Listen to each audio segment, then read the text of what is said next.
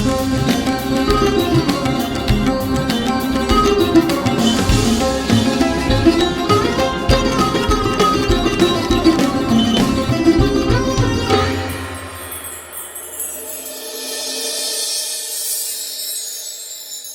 বাপ্পা, আপনি এখন কোথায় আছেন সেসব নিয়ে আমি কোনো মন্তব্য করছি না, কিন্তু দীর্ঘদিন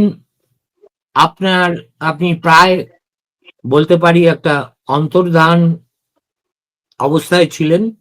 আপনার খোঁজ খবর পাওয়া যাচ্ছিল না, মানে আমরা বাংলায় লঘুভাবে যেটাকে বলি টিকিটিও দেখা যাচ্ছিল না। তো যাই হোক, আপনাকে যে দেখা যাচ্ছে এবং আপনি আমার এই অনুষ্ঠানে এসছেন, এই জন্য আপনাকে আমি স্বাগত জানাচ্ছি, দুজনকেই জানাচ্ছি, বাপ্পাকেও জানাচ্ছি।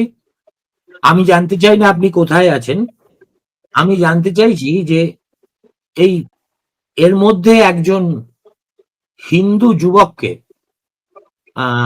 প্রথমে পিটিয়ে মেরে, তারপরে গাছের ডালে ঝুলিয়ে, তারপরে তাকে পুড়িয়ে মারা হয়েছে।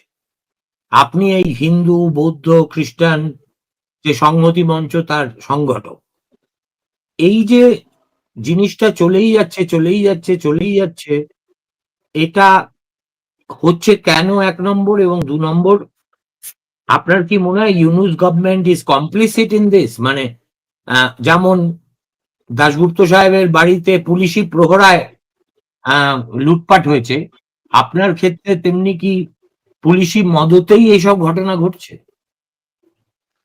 হ্যাঁ দাদা, প্রথমে ধন্যবাদ জানাচ্ছি আমাকে আপনার অনুষ্ঠানে কথা বলার সুযোগ করে দেওয়ার জন্য। আপনি প্রথমে যেটা বলছিলেন যে দীর্ঘদিন যাবত একটা অন্তর্ধানের ভেতরে আছি, আসলে বাংলাদেশের যে সার্বিক পরিস্থিতি গত 16 মাস ধরে চলছে, তাতে সে অন্তর্ধানে থাকাটাই আমাদের জন্য এখন নিয়তি হয়ে দাঁড়িয়েছে। কারণ আপনারা দেখছেন যে একেবারে রাষ্ট্রীয় মদদে, মানে সরকার ইউনূস সরকারের প্রত্যক্ষ তত্ত্বাবধানে তাদের যে অনুগত পুলিশ, অনুগত সেনাবাহিনী বা অনুগত অন্যান্য বাহিনীগুলোর প্রত্যক্ষ মদদে সেখানে যে নব্য গজিয়ে ওঠা যে রাজনৈতিক দল, একটি রাজনৈতিক দল আমি বলবো না, একটি সন্ত্রাসী সংগঠন এনসিপি, এবং তাদের যে মাদার অর্গানাইজেশন অর্থাৎ 1971-এর মুক্তিযুদ্ধের যে পরাজিত শক্তি, যারা বাংলাদেশের স্বাধীনতার বিরোধিতা করেছিল, সে জামায়াতে ইসলামী এবং তাদের সহযোগী সংগঠন ইসলামী ছাত্র শিবির সহ এরা মিলিয়ে আর কি আজকে বাংলাদেশটাকে একটি নরকে পরিণত করেছে। এবং এদের সঙ্গে রাজনৈতিকভাবে সংশ্লিষ্ট আছে বাংলাদেশ জাতীয়তাবাদী দল বিএনপি, যারা বাংলাদেশে ইতপূর্বে ক্ষমতায় ছিল। এই দলটিও ক্যান্টনমেন্ট থেকে গজিয়ে ওঠা একটি দল। এই অশুভ চক্রগুলো সবকিছু একসঙ্গে মিলেই আজকে বাংলাদেশটাকে একেবারে সম্পূর্ণরূপে অশান্ত করে তুলেছে। অশান্তই শুধু নয়, বাংলাদেশটাকে একটি ধ্বংসের জায়গায় নিয়ে চলে গেছে।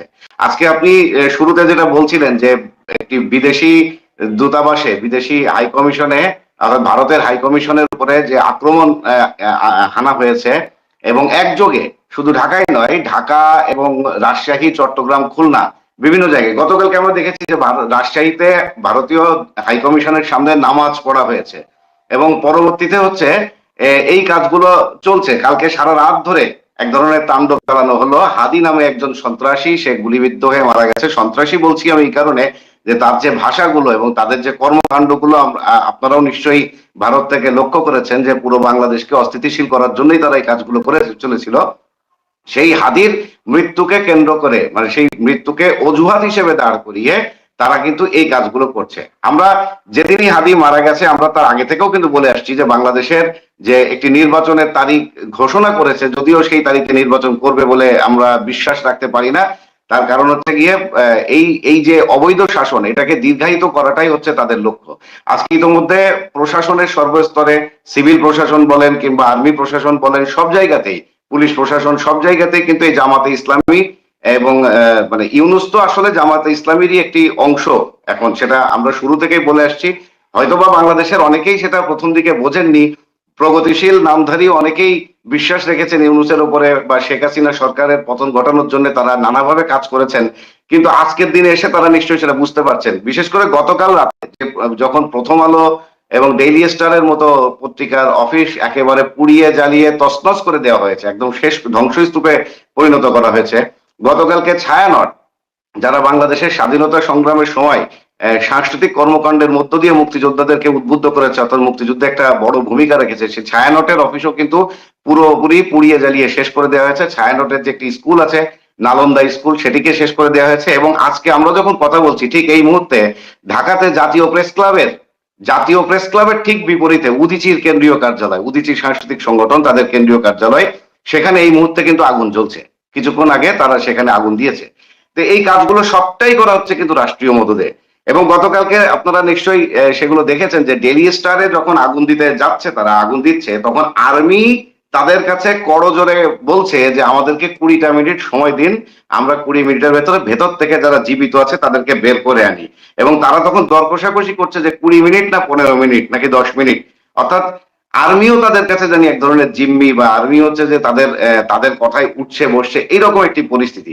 ফলে এই সব ঘটনাগুলো রাষ্ট্রীয় মদদে হচ্ছে, পুলিশের পাহারায় হচ্ছে, ইউনূস সরকারের মানে আশকারাতেই হচ্ছে। আর গতকালকে ময়মনসিংহের যে ঘটনাটা ঘটেছে, ধর্ম অবমাননার অজুহাত তুলে, ইসলাম অবমাননার অজুহাত তুলে একটা হিন্দু যুবক, তাকে প্রথমে তো পিটিয়ে মারা হয়েছে, তারপরে তার অর্ধমৃত দেহটিকে একটি গাছের সঙ্গে ঝুলিয়ে সেখানে জীবন্ত অবস্থায় তাকে আগুন দিয়ে তাকে মারা হয়েছে।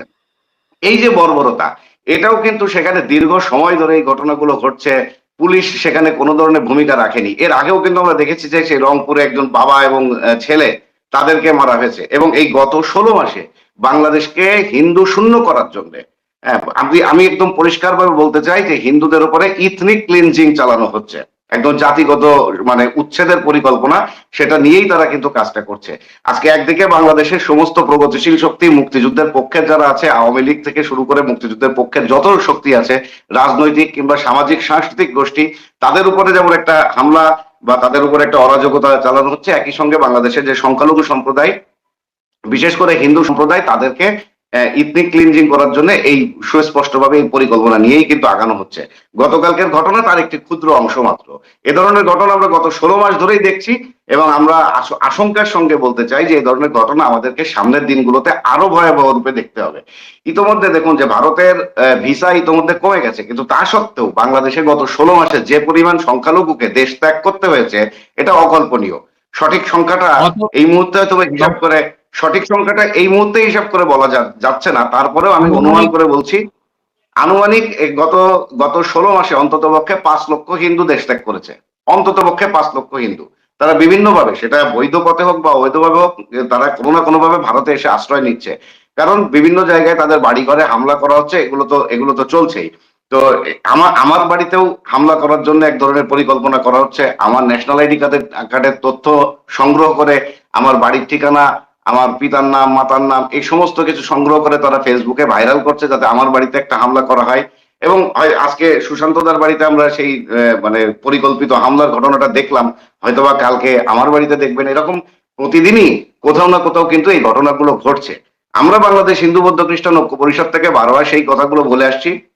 আমরা মানে সরকারের বিভিন্ন পর্যায়ে আমাদের নেতৃবৃন্দ কথা বলেছেন। দেখুন, আমাদের সংগঠনেরও যিনি কেন্দ্রীয় সাধারণ সম্পাদক, বাংলাদেশের একজন বিশিষ্ট আইনজ্ঞ, এবং 1971-এর স্বাধীনতা বিরোধীদের বিচার করার জন্য যে আন্তর্জাতিক অপরাধ ট্রাইব্যুনাল গঠিত হয়েছিল, যে ট্রাইব্যুনালকে আজকে ভিন্ন খাতে প্রবাহিত করে জননেত্রী শেখ হাসিনার মৃত্যুদণ্ডের একটা মানে ক্যাঙ্গারু কোর্ট বানিয়ে সেখানে মৃত্যুদণ্ডের একটা মানে পাতানো রায় দেওয়া হয়েছে, সেই কোর্টের যিনি মানে যুদ্ধাপরাধীদের বিচারের সময়ে যিনি একজন প্রসিকিউটর ছিলেন, অ্যাডভোকেট রানা দাশগুপ্ত, তার নামেও কিন্তু হত্যা মামলা দেওয়া হয়েছে।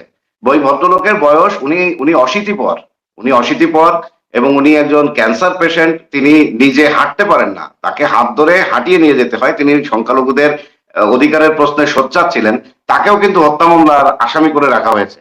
তো এইভাবে নানাভাবে নির্যাতন নিপীড়ন করা হচ্ছে। গত কয়েকদিন আগেও চট্টগ্রামে হিন্দু বৌদ্ধ খ্রিস্টান ঐক্য পরিষদের মহানগর সেক্রেটারিকে গ্রেপ্তার করা হয়েছিল, পরে যদিও নানামুখী চাপের কারণে তাকে ছেড়ে দিতে বাধ্য হয়। এরকম বাংলাদেশের অনেক জেলাতে আমাদের নেতৃবৃন্দকেও গ্রেপ্তার করা হচ্ছে বা এই জাতীয় ঘটনাগুলো ঘটানো হচ্ছে।